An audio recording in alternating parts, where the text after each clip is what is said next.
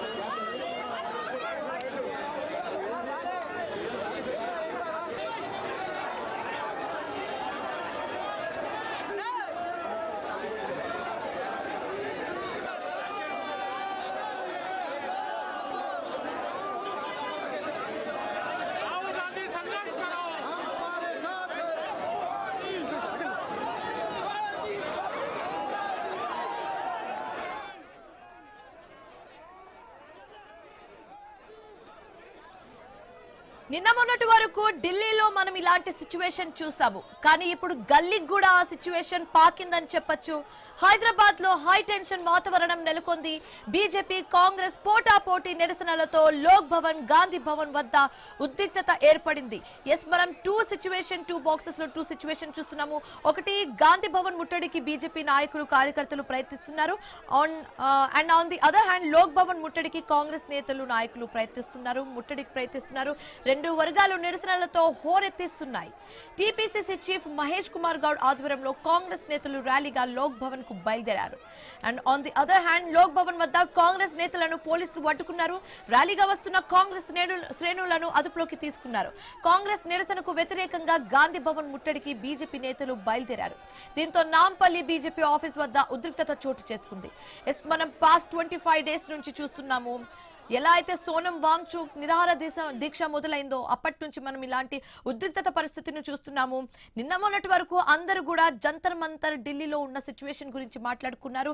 But ఢిల్లీలో ఉన్న situation కాస్త ఇప్పుడు గల్లీకి కూడా వచ్చిందని చెప్పొచ్చు. ఇది ఒక రాష్ట్రానికి సంబంధించిన ప్రాబ్లం కాదు, డిస్ట్రిక్ట్ కి సంబంధించిన ప్రాబ్లం కాదు. Now it's completely a nation problem అన్నట్టుగా క్లియర్ గా కనిపిస్తుంది. దీనికి సంబంధించి అటు బీజేపీ నేతలు అండ్ ఇక్కడ కాంగ్రెస్ నేతలు కూడా ప్రతిస్పందిస్తున్నారు. నిన్న మొన్నటి వరకు మనం అన్ని విజువల్స్ కూడా చూసాము, అందరి అభిప్రాయాలు కూడా చూసాము. ఇక్కడ మనం చూస్తున్నాము లోక్ భవన్ ముట్టడికి కాంగ్రెస్ నేతలు ప్రయత్నిస్తుంటే పొంగులేటి శ్రీనివాస్ కూడా అక్కడ ఉన్న దృశ్యాలు మనం చూస్తున్నాము. ఎంత భారీ సంఖ్యలో అక్కడ కూడా కాంగ్రెస్ నేతలు చేరుకున్నారు. మనం చూస్తున్నాం పోలీసులు కూడా భారీ సంఖ్యలో అక్కడ చేరుకున్నారు. And at the same time Gandhi Bhavan ముట్టడికి బీజేపీ నేతలు ప్రయత్నిస్తుంటే వాళ్ళని వ్యాన్ ఎక్కించే ప్రయత్నం చేస్తున్నారు పోలీసులు కూడా. So two different situation. నిన్న మార్నింగ్ మనం చూసాము ఎన్డీఏ కూటమి సమావేశం జరిగింది. అందులో కేంద్ర మంత్రి కిరణ్ రిజిజు ఏమేం మాట్లాడామో, ఎలాంటి అంశాలకు సంబంధించి మాట్లాడామో అన్ని క్లియర్ గా వివరించి చెప్పడం జరిగింది.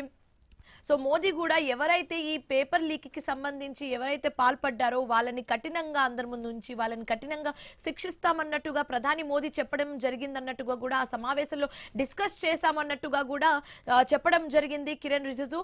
అది మార్నింగ్ జరిగింది. అండ్ కట్ చేస్తే ఈవినింగ్ సీన్ చాలా కంప్లీట్ గా మారిపోయిందని చెప్పొచ్చు. సిజేపీ కార్యకర్తలు అండ్ అలాగే స్టూడెంట్స్ మీద టియర్ గ్యాస్, లాఠీ చార్జ్ ప్రయోగించడంకి సంబంధించి ఇటు కాంగ్రెస్ నేతలు, ముఖ్య నేతలు అందరూ కూడా ప్రధాని నరేంద్ర మోదీ నివాసం వద్ద కూడా నిరసనలు తెలియజేయడం జరిగింది. సో ఇది కూడా జరిగింది. టూ సిచ్యువేషన్స్ ని మనం చూసాము. సో ఈ రోజు ఆ ఢిల్లీలో జరిగిన సిచ్యువేషన్ కాస్త ఇప్పుడు మనం గల్లీలో తెలంగాణలో జరుగుతున్నటువంటి సిచ్యువేషన్ ని కూడా కంపేర్ చేసి చూస్తే ఈ ప్రాబ్లం అనేది ఎంత పీక్స్ వరకు వెళ్ళిందో మనం క్లియర్ గా చూస్తున్నాము.